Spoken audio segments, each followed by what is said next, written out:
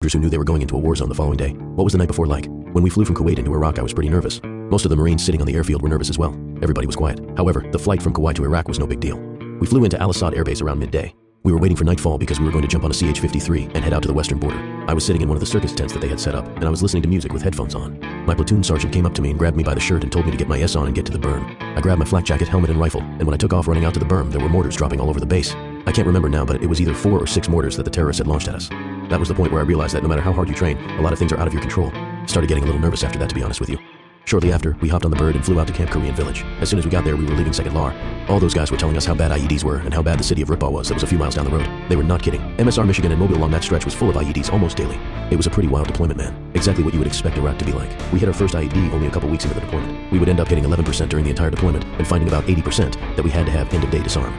The city of Ritbah was a mess, and we fought terrorists in that city the whole time we were there. We never did clear that city out.